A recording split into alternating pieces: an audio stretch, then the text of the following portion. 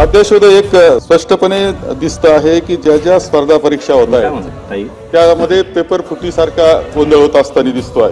अध्याशोधक हे पूर्णपणे एक कॉन्स्पिरसी सारखं आणि मोठ्या पद्धतीने अनेक लोक त्यामध्ये सहभागी असलेले अशा प्रकारचं हे पेपर फुटीचं होतं आणि त्याच्यामधून कोट्यावधी रुपयाचा भ्रष्टाचार होतो अशा प्रकारचं चित्र आहे। दुर्दैवानं नीटच्या माध्यमातून आपण पाहतो की देश पातळीला सुद्धा ते घडलेले लाखो विद्यार्थी योग्य विद्यार्थी म्हणजे त्याकरता आहेत जे ती परीक्षा देऊन पास होऊ शकतात। ती जागा तुम्हाला सुद्धा सरकार चालवणं अवघड आहे, इतक्या रिक्त जागा झालेल्या असताना त्या मुलांना सुद्धा संधी मिळत नाही आणि जी परीक्षा होते त्याच्यात घोटाळे होतात। तलाठी घोटाळ्याच्या नंतर काय झालं कळायलाच तयार नाही, भरती परत चालू झाली आणि याच्यामध्ये कोण कोण जरी उच्च पदस्थ कोणी असला तरी त्याला सुद्धा दोषी धरलं पाहिजे त्याच्यामध्ये आणि कारवाई केली पाहिजे या मताचा मी।